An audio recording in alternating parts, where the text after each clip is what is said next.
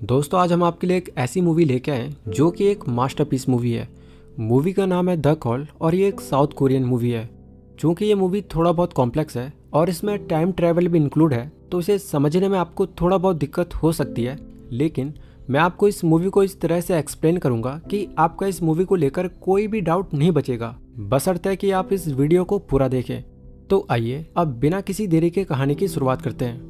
लेकिन इससे पहले अगर आप हमारे इस चैनल पे नए हैं तो मैं आपसे रिक्वेस्ट करता हूँ कि अगर आपको मेरा यह एक्सप्लेनेशन पसंद आए तो सिर्फ तब आप प्लीज़ मुझे सपोर्ट करिएगा, जिसके लिए आपको इस वीडियो को लाइक करना होगा। और अगर आप ऐसे ही मूवीज़ एक्सप्लेनेशन वीडियोस देखना पसंद करते हैं तो आप इस चैनल को सब्सक्राइब भी कर सकते हो।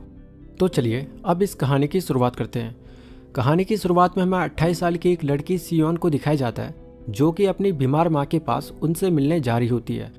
रास्ते में सियोन को संघो मिलता है जो कि उनका फैमिली फ्रेंड होता है और ये एक स्ट्रॉबेरी फार्मर भी होता है। सियोन संघो को बताती है कि उसने अपना फ़ोन शायद से ट्रेन में खो दिया है, जिसपे संघो से कहता है कि वो चाहे तो वो उसका फ़ोन ले सकती है, लेकिन सियोन उसे मना करती है और बताती है कि उसके घर में पहले से एक पुराना टेलीफोन पड़ा हुआ है तो वो उसे ही यूज़ कर लेगी।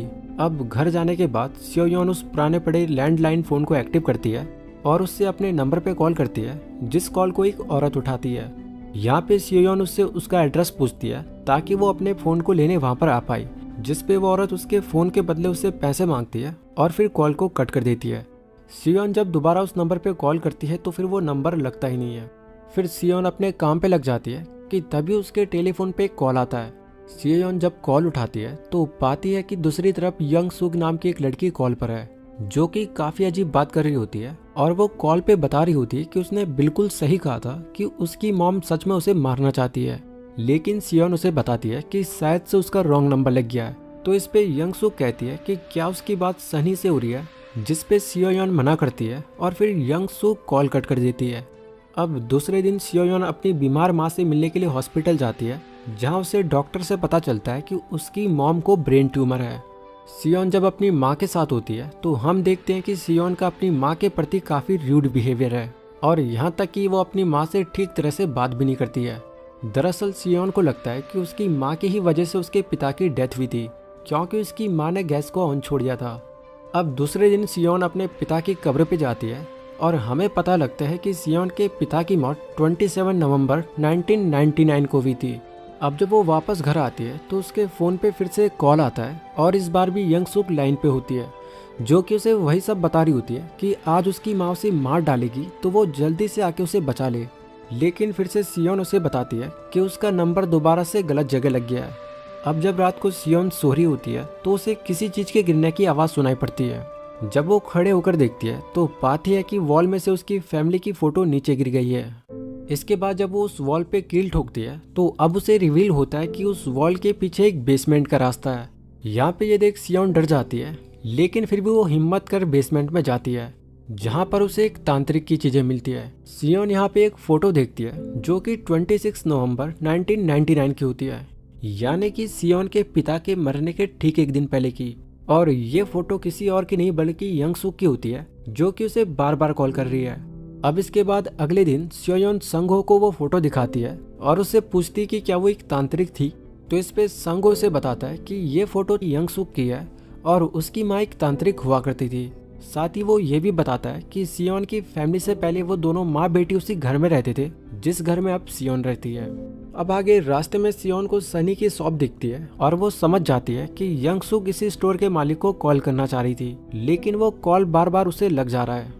अब रात को उसे दोबारा से यंग सुक का कॉल आता है, जो कि उसे कहती है कि वो प्लीज उसकी मदद करे, उसकी माँ उसे जिंदा जलाना चाहती है। और तभी कॉल पे यंग सुक के चिल्लाने की आवाज आने लगती है। अब हमें यहाँ पर दिखाया जाता है कि यंग सुक की माँ सच में यंग सुक को जलाना चाहती है। तो यंग सुक अपनी माँ से बचने के लिए ऊपर बेसमेंट की तरफ भागती है और वहीं इधर सियोन को नीचे बेसमेंट में किसी के होने का एहसास होता है। और जब वो उस बेसमेंट वाली वॉल की तरफ जाती है तो देखती है कि वहाँ पर बेसमेंट से धुआं आ रहा है। दरअसल ये धुआं उस मसाल से आ रहा है जिस मसाल को लेकर यंग सुक की माँ यंग सुक को जलाना चाहती है। ये देख पहले तो सियोन डर जाती है, लेकिन अब उसे सब कुछ समझ आ जाता है कि आखिर यहाँ पे हो क्या रहा है। दरअसल यंग सुक और सियोन एक ही घर में रह रहे हैं, लेकिन यंग सुक की टाइमलाइन 1999 की है तो वहीं सियोन की टाइमलाइन 2019 की है। यानी कि जो यंग सुक सियोन को बार बार कॉल कर रही है वो आज की दुनिया की है ही नहीं, बल्कि वो 20 साल पहले 1999 की है। लेकिन समहाउ वो किसी तरह से टेलीफोन के थ्रू सियोन से कनेक्ट हो पा रही है। अब जब दोबारा यंग सुक का फोन सियोन को आता है तो सियोन उसे सब कुछ बता देती है कि वो दोनों एक ही घर में है और वो फ्यूचर से उसके साथ फोन पे बात कर रही है। सियोन उसे बताती है कि उसकी एक फ़ोटो भी उसके पास है जो कि 26 नवंबर 1999 की है, जिस पे यंग सुक उसे बताती है कि आज तो 18 नवंबर है, तो फिर उसके पास 26 नवंबर की पिक कैसे हो सकती है। और इसी वजह से यंग सुक को लगता है कि शायद से उसका रॉन्ग नंबर लग गया है। लेकिन इससे पहले यंग सुक कॉल को काटे, सियोन उसे बताती है कि अगर उसे उसके ऊपर विश्वास नहीं हो रहा है तो आज गिम्पो एयरपोर्ट में एक प्लेन क्रैश होगा जिसमें 136 पैसेंजर्स इंजर्ड हो जाएंगे। यंग सुक उसकी इस बात पे विश्वास नहीं करती और वो कॉल को कट कर देती है। अब हमें यंग सुक को उसकी माँ के साथ दिखाया जाता है और यंग सुक की माँ हमेशा उसे रोका सूखा खाना देती है और यंग सुक को ना चाहते हुए भी वो सब खाना पड़ता है। यहाँ पर यंग सुक की माँ की बातों से पता लगता है कि यंग सुक कभी मेंटल हॉस्पिटल में भी रही है, यानी कि यंग सुक मेंटली स्टेबल नहीं है। और यहाँ पे हम देखते हैं कि यंग सुक की माँ उसे कभी भी ठीक तरह से ट्रीट नहीं करती है। यंग सुक न्यूज़ देख रही होती है तो उसे पता लगता है कि अभी अभी गिम्पो एयरपोर्ट में एक प्लेन क्रैश हो गया है। ये देख यंग सुक शॉक हो जाती है और अब उसे विश्वास हो जाता है कि सियोन सच में फ्यूचर से है। तो अब वो रात को सियोन को कॉल करती है और यहीं से इन दोनों की फ्रेंडशिप शुरू हो जाती है। यंग सुक सियोन को बताती है कि उसकी माँ पूरे दिन उसे घर में बंद करके रखती है क्योंकि उसकी माँ को लगता है कि अगर वो बाहर जाएगी तो खून खराबा करेगी।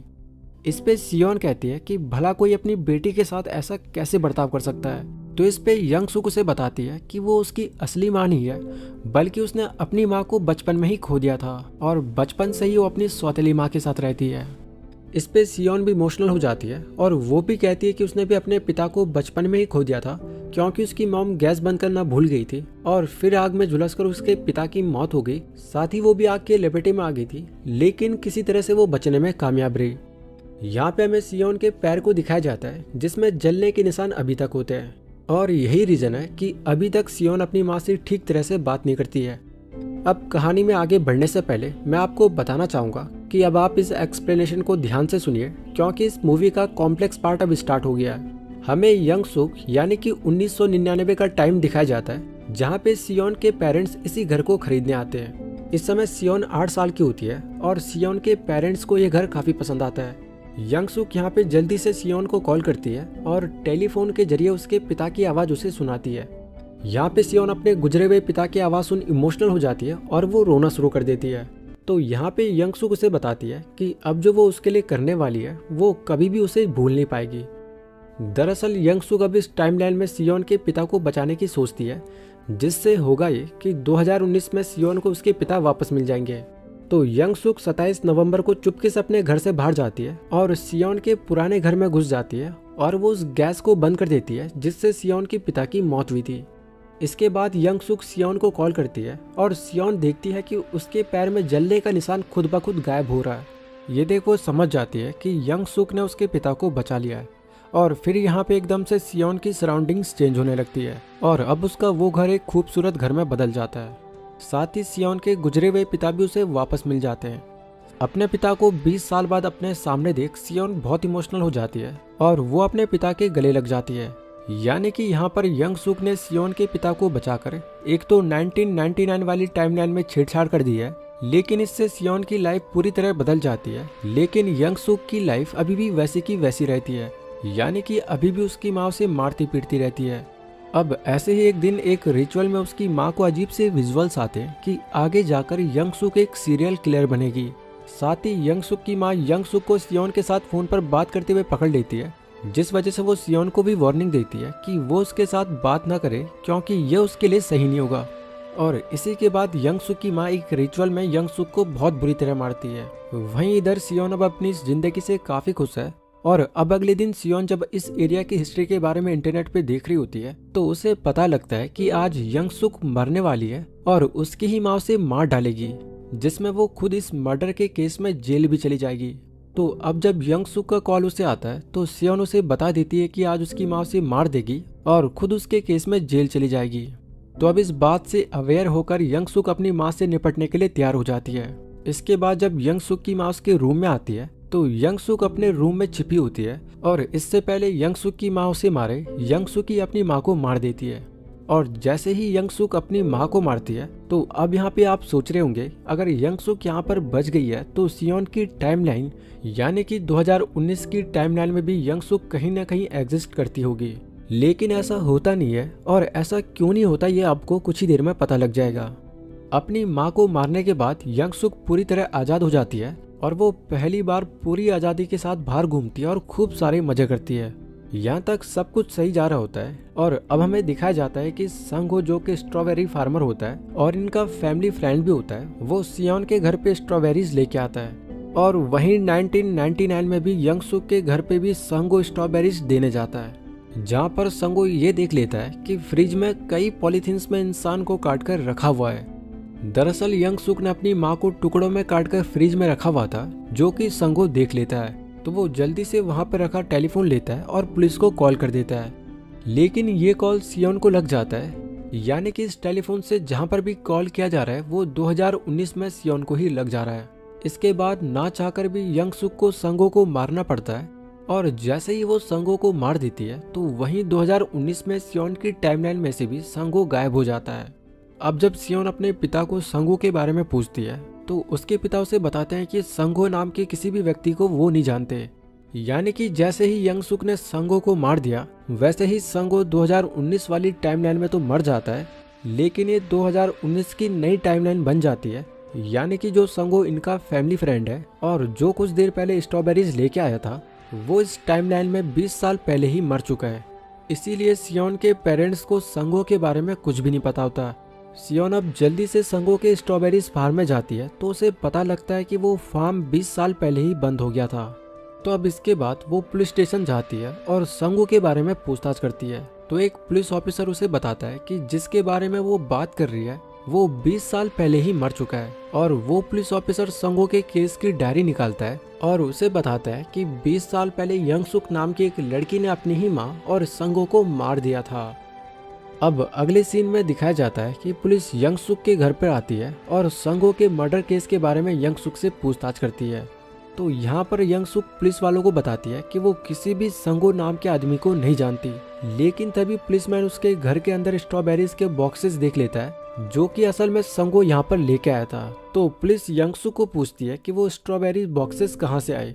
तो यहाँ पे यंग सुक बताती है कि एक दिन पहले उसकी माँ स्ट्रॉबेरीज खरीद कर लाई है। तो पुलिस उससे पूछती है कि वो उसकी माँ से बात करवाए। तो इस पे यंग सुक बताती है कि उसकी माँ 2 दिन पहले ही एक लंबे टूर पे गई हुई है। तो यहाँ पर पुलिस वाला उसे पकड़ लेता है कि अभी भी उसने ये कहा कि ये स्ट्रॉबेरीज कल ही उसकी माँ खरीद कर लाई है, लेकिन उसकी माँ 2 दिन पहले ही एक लंबे टूर में चली गई थी।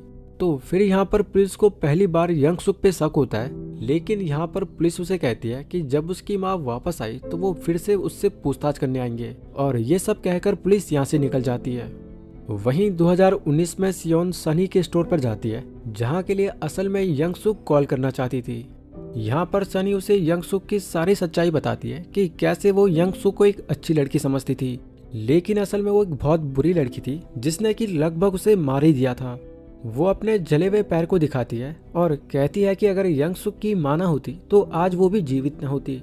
सियोन ये सब जानकर घर जाती है और जब उसे यंग सुक का कॉल आता है तो सियोन उसे पूछती है कि आखिर उसने संग हो को क्यों मारा, क्योंकि उसने उसके साथ कुछ भी गलत नहीं किया था। सियोन उसे हिस्ट्री चेक करके बताती है कि अपने माँ के मर्डर केस में वो हमेशा लाइफ टाइम के लिए जेल में होने वाली है। ये सुनते ही यंग सुक शॉक हो जाती है और कहती है कि वो अभी अभी अपनी माँ की जेल से आज़ाद हुई है और अब वो पूरे लाइफ टाइम जेल में रहेगी। तो यहाँ पे यंग सुक सियोन से कहती है कि वो ये पता करे कि किस सबूत की वजह से वो पकड़ी गई थी जिस वजह से वो उसे जेल जाना पड़ा था। तो यहाँ पर सियोन साफ साफ उसकी मदद करने से मना कर देती है क्योंकि वो एक खूनी की मदद नहीं करना चाहती है। तो फिर एकदम से यंग सुक अपना आपा खो देती है और वो सियोन को बताती है कि शायद से वो भूल गई है कि उसी की वजह से उसे अपने पापा वापस मिले हैं और अब जब उसे मदद की जरूरत है तो सियोन उसकी मदद करने से मना कर रही है। यहाँ पे सियोन फ्रस्ट्रेट होकर कॉल कट कर देती है और यही बात यंग सुक को और भी ज्यादा गुस्सा कर देती है। बाद में यंग सुक उसे एक के बाद एक कॉल करती है, लेकिन सियोन उसके कॉल को पिक नहीं करती। यंग सुक परेशान हो जाती है कि तभी उसे डोर पे किसी के होने की आवाज आती है। वो पहले तो डर जाती है कि कहीं ये कोई पुलिस ना हो, लेकिन जब वो दरवाजा खोलती है तो सियोन के पिता और सियोन के बचपन वाला रूप दरवाजे पे खड़ा होता है। यहाँ पर सियोन 2019 में 28 साल की है, यानी कि यंग सुक के दरवाजे पे 8 साल की सियोन अपने पिता के साथ खड़ी हुई है। दरअसल सियोन के पिता ऑफिस में यंग सुक की मां का वेट कर रहे थे, क्योंकि ये घर सियोन के पिता खरीदने वाले थे। आपको याद होगा कि सियोन के पिता इस घर को देखने तब आए थे जब 2019 की रियलिटी में सियोन के पास अपने पिता नहीं थे, जिसके बाद सियोन के पिता इस घर को खरीदने वाले थे। लेकिन यंग सुक की मां उस घर की डील करती इससे पहले यंग सुक ने ही अपनी मां को मार दिया। यंग सुक जब सियोन के पिता और सियोन को अपने दरवाजे पे खड़ा देखती है तो वो बहाना बनाती है कि अभी उसकी मां नींद में सो रही है, तो वो दोनों अंदर बैठकर उसकी मां का इंतजार कर सकते हैं। वहीं प्रेजेंट की सियोन अपने पिता के साथ कार सीखने के लिए निकल पड़ती है और अब हमें दिखाया जाता है कि 1999 में सियोन के पिता और सियोन का 8 साल का रूप जब सोफे पे बैठे होते हैं तो तभी पीछे से यंग सुक सियोन के पिता को जान से मार देती है। जिससे होता ये है कि प्रेजेंट टाइम में सियोन जब अपने पिता के साथ कार चलाना सीख रही होती है तो एकदम से उसके पिता वैनिश होने लगते हैं और साथ ही साथ जिस कार में वो बैठे होते हैं वो भी वैनिश हो जाती है। सियोन यहाँ पे सब कुछ समझ जाती है कि यंग सुक ने उसके पिता को मार दिया है, तो वो अपने घर की तरफ भागने लगती है और जब वो घर पहुंचती है तो देखती है कि वो एक खूबसूरत घर अब एक खंडर में तब्दील हो चुका है। अब यहाँ पे आप सोच रहे होंगे कि ये सब क्यों और कैसे हुआ, तो मैं आपको बता दूं कि जब सियोन के पिता ही मर गए तो उन्होंने आगे जाकर वो घर खरीदा ही नहीं, जिस वजह से वो घर अब इस रियलिटी में खंडर बन चुका है। यहाँ पर सियोन जब घर के अंदर जाती है तो वो देखती है कि यंग सुक ने उसे कॉल उठाने के लिए लिखा हुआ है। सियोन यंग सुक का कॉल उठाती है और वो यंग सुक से रोते हुए पूछती है कि आखिर उसने उसके पिता को क्यों मारा।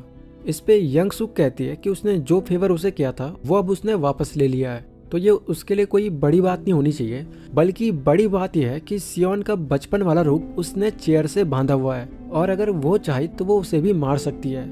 सियोन उसे रहम की भीख मांगती है, लेकिन यंग सुक उसे बताती है कि अगर वो जीना चाहती है तो पहले ये पता करे कि किस सबूत की वजह से वो जेल गई थी। तो फिर मजबूरन सियोन को हिस्ट्री चेक करनी पड़ती है और उसे पता लगता है कि यंग सुक ने जिस चाकू से अपनी माँ को मारा उसी चाकू पर लगे फिंगरप्रिंट्स की वजह से वो पकड़ी गई। तो अब अगली बार जब यंग सुक का कॉल उसे आता है तो सियोन उसे सब कुछ बता देती है और उसे ये भी बताती है कि वो चाकू एक कबाड़ी वाला उठाकर ले गया है जो कि शाम के 5 बजे अपनी दुकान पे आएगा। तो वो शाम को 5 बजे उस जगह पे जाकर उस चाकू को पुलिस के आने से पहले गायब कर दे। यहाँ पर मजबूरन सियोन को खुद की जान बचाने के लिए यंग सुक की मदद करनी पड़ती है। जो कुछ भी सियोन ने बताया होता है यंग सुक वही करती है और सियोन की बताई जगह पर वो शाम के 5 बजे से पहले पहुंच जाती है। वहां पर वो उस कबाड़ी वाले का वेट करती है, लेकिन जब तक 5 बजे वो शॉप से बाहर आकर टहलने लगती है और जब ठीक 5 बज जाते हैं तो यहाँ पर एक बहुत बड़ा धमाका हो जाता है जिसमें कि यंग सुक बुरी तरह इंजर्ड हो जाती है। दोस्तों यहाँ पर जो कुछ भी हुआ वो सब सियोन का यंग सुक को मारने का एक बेहतरीन प्लान था, लेकिन उसका ये प्लान फेल हो जाता है क्योंकि यंग सुक इस धमाके में सरवाइव कर जाती है। आइए अब इस सीन को शुरुआत से समझते हैं कि आखिर यहाँ पे हो क्या रहा है। तो जब यंग सुक ने सियोन को धमकी दी थी कि अगर उसने उस सबूत का पता नहीं किया जिसकी वजह से वो लाइफ टाइम के लिए जेल में गई तो फिर वो उसके बचपन वाले रूप को भी मार देगी, यानी कि इसमें आज की रियलिटी की सियोन के अस्तित्व पर खतरा आ गया था। तो सियोन ने हिस्ट्री देखी और उसे पता लगा कि यंग सुक के घर के थोड़ी ही दूर पर आज ही के दिन ठीक शाम 5 बजे एक ब्लास्ट हुआ था। तो उसने यंग सुक को झूठी इन्फॉर्मेशन दी कि वो उस जगह पर पहुंचकर शाम के 5 बजे के बाद उस सबूत यानी कि उस चाकू को वहां से ले ले जिसकी वजह से वो लाइफ टाइम के लिए जेल में गई थी। ये सियोन का यंग सुक को मारने का एक शानदार प्लान था, लेकिन इस धमाके में यंग सुक बच जाती है और सियोन का ये बेहतरीन प्लान फेल हो जाता है। जख्मी हालात में यंग सुक घर आकर सियोन को कॉल करती है और जब सियोन कॉल उठाती है तो यंग सुक अब काफी गुस्से में होती है और वो सियोन से कहती है कि आज तो लगभग उसने उसकी छुट्टी कर दी थी, लेकिन यंग सुक उसे धमकी देती है कि इस झूठ की सजा उसे जरूर मिलेगी। तो यहाँ पर यंग सुक खौलते हुए पानी को बचपन वाली सियोन के ऊपर डाल देती है, जिससे इसका असर प्रेजेंट वाली सियोन के ऊपर भी पड़ता है और वो तड़पने लगती है। साथ ही उसकी बॉडी में जलने के निशान भी खुद ब खुद आ जाते हैं। यहाँ पर यंग सुक सियोन को एक डार्क सीक्रेट बताती है कि असल में उसकी मम्मी की वजह से उसकी पिता की डेथ नहीं हुई थी, बल्कि उसी ने गैस को ऑन किया था और वो बेफालतू ही अपनी माँ से इसके लिए हमेशा से हेट करती हुई आ रही है। यंग सुक उसे टॉन्ट मारती है कि वो भी उसी के जैसे बचपन से झूठ बोलती आ रही है। तभी 1999 वाली रियलिटी में सियोन के पिता के पेजर पे सियोन की माँ का मैसेज आता है और सियोन की माँ को पता होता है कि सियोन और उसके पिता यंग सुक के घर उसकी माँ से मिलने गए थे, लेकिन उसके बाद से उनका कुछ भी अता पता नहीं है। तो यहाँ पर यंग सुक सियोन को कहती है कि अगर वो अपनी माँ को इतना ही हेट करती है तो वो उसकी माँ को भी निपटा सकती है, क्योंकि उसकी माँ भी यहाँ पर आने वाली है। सियोन अब काफी बुरी तरह डर जाती है और वो पुलिस स्टेशन में जाती है और वहां से उस डायरी को चुरा लेती है जिसमें कि यंग सुक के क्राइम का रिकॉर्ड होता है। जिसके बाद सियोन यंग सुक को उस डायरी से सही जानकारी देती है और इसके बाद यंग सुक उस सबूत को मिटा देती है जिसकी वजह से वो जेल गई थी। और जैसे ही वो सबूत मिटाती है तो सियोन के पास मौजूद उस डायरी में भी यंग सुक का क्राइम रिकॉर्ड खुद ब खुद वैनिश होने लगता है।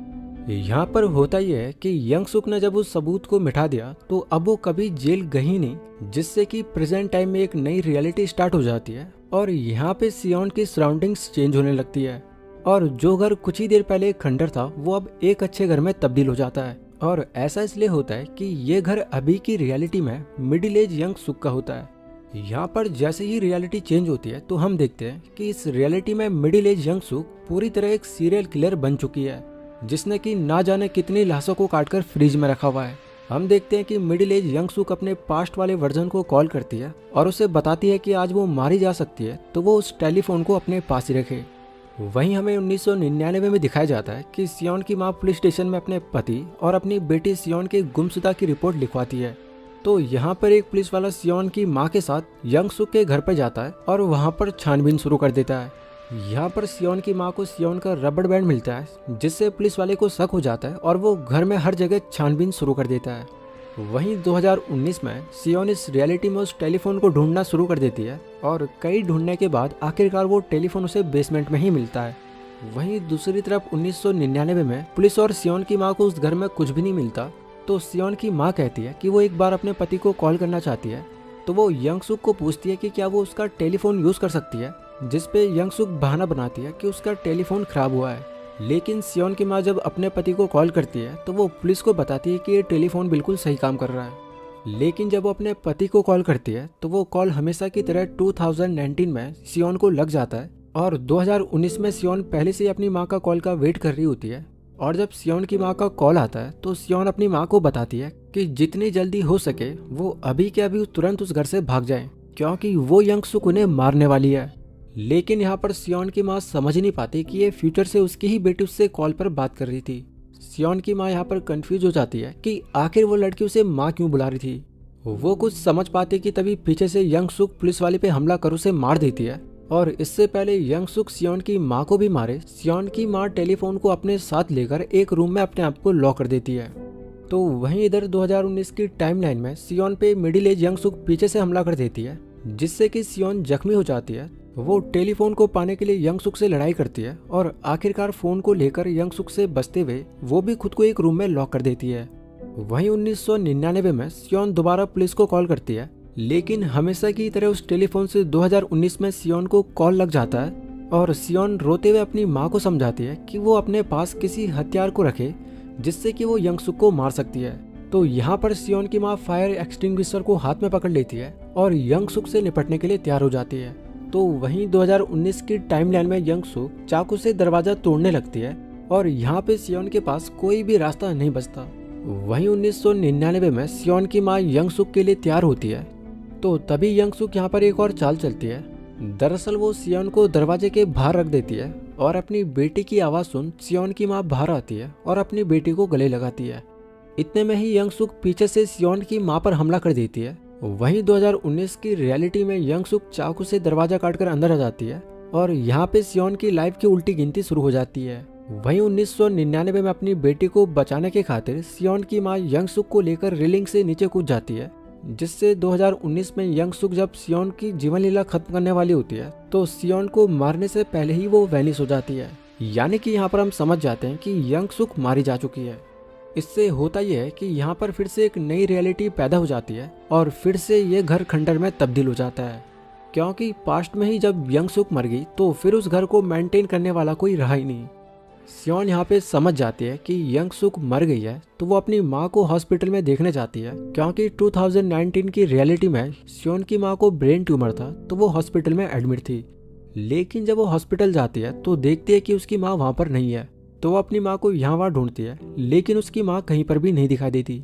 इससे वो समझ जाती है कि यंग सुक के साथ उसकी माँ की भी डेथ हो गई है और अब सियोन को लगता है कि उसका अब इस दुनिया में कोई नहीं है। तो वो अपने पिता की कब्र पे जाती है और हम देखते हैं कि इस बार उसके पिता की मरने की डेट 11 दिसंबर होती है।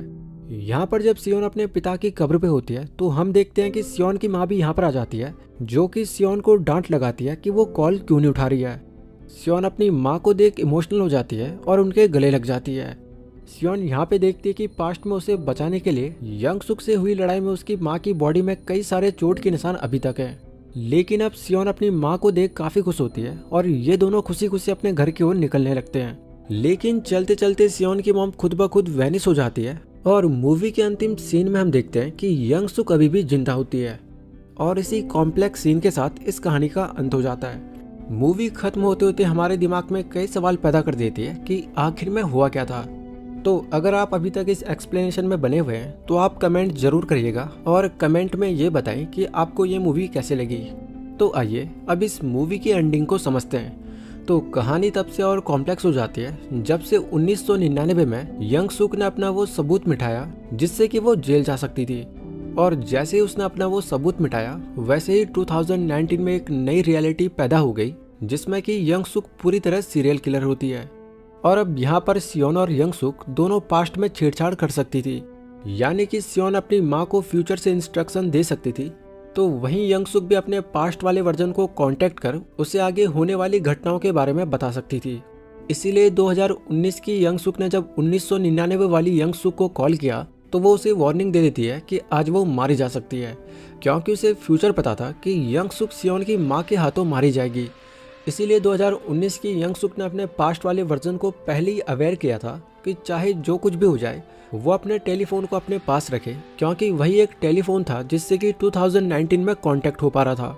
तो अगर वो टेलीफोन सियोन की माँ के हाथ में आ गया तो यहाँ पर 2019 में रियलिटी चेंज हो जाती, क्योंकि 2019 की टाइमलाइन में सियोन भी अपनी माँ को बचाने के लिए टेलीफोन ढूंढ रही थी।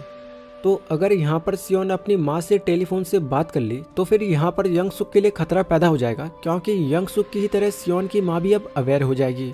सियोन अपनी माँ को अवेयर तो करती है, लेकिन जब वो अपनी बच्ची सियोन की रोने की आवाज़ सुनती है तो फिर वो सब कुछ भूल जाती है और यंग सुक को सियोन की माँ पर अटैक करने का मौका मिल जाता है। लेकिन अपनी बच्ची को बचाने के लिए सियोन की माँ रेलिंग से नीचे कूद गई थी और ऐसा होते ही 2019 की रियलिटी चेंज हो गई। दरअसल यंग सुक तो तभी पकड़ी जाती जब उसने अपनी माँ का मर्डर किया था, लेकिन तब सियोन की वजह से वो बच गई थी। लेकिन इसके बावजूद यंग सुक 2019 वाली टाइमलाइन में एग्जिस्ट नहीं करती थी, क्योंकि आगे जाकर सियोन की माँ के हाथों से मरना था। तो यही बात 2019 की यंग सुक ने 1999 वाली यंग सुक को बताया और उसे सियोन की माँ के बारे में चेतावनी दी। यंग सुक एक के बाद एक मर्डर करती गई और जब उसने उस चाकू को जलाया जिसपे कि उसके फिंगरप्रिंट थे तो वो सबूत खत्म होती फिर से नई रियलिटी जन्म ले लेती है, जिसमें कि यंग सुक 2019 में एक सीरियल किलर थी। और यही रीजन है कि यंग सुक की तांत्रिक माँ यंग सुक को मारना चाहती थी, क्योंकि उसे विजन्स आते थे कि ये फ्यूचर में सीरियल किलर बनेगी। खैर इस मूवी का एक ऐसा सीन है जिसने कि पूरी दुनिया को कंफ्यूज किया हुआ है, और वो सीन है कि जब सियोन की माँ यंग सुक को लेकर रेलिंग से नीचे कूदी तो फिर 2019 की रियलिटी से यंग सुक गायब हो जाती है और एक नई रियलिटी शुरू हो जाती है, जिसका सीधे तौर पर यह मतलब बनता है कि 1999 में सियोन की माँ ने उसे मार दिया होगा और सियोन की माँ सियोन को लेकर वहां से भाग गई होगी। लेकिन मूवी के अंत में हम देखते हैं कि सियोन की माँ वैनिश हो जाती है, जिसका मतलब यह है कि 1999 में सियोन की माँ ने उसे मार दिया होगा और सियोन की माँ सियोन को लेकर यहाँ से भाग गई होगी। लेकिन मूवी के अंत में हम देखते हैं कि सियोन की माँ वैनिश हो जाती है, जिसका मतलब ये बनता है कि 1999 में यंग सुक को जब होश आया तो फिर उसने सियोन की माँ को ढूंढकर मार दिया। यानी कि रेलिंग से नीचे गिरते वक्त ना तो सियोन की माँ मरी और ना ही यंग सुक। लेकिन जब 1999 में यंग सुक मरी ही नहीं तो फिर 2019 की रियलिटी कैसे चेंज हुई। साथ ही ये सवाल भी बनता है कि अगर रियलिटी चेंज ना होती तो फिर 2019 में सियोन यंग सुक के हाथों मारी जाती, तो आखिर यहाँ पे माजरा क्या है।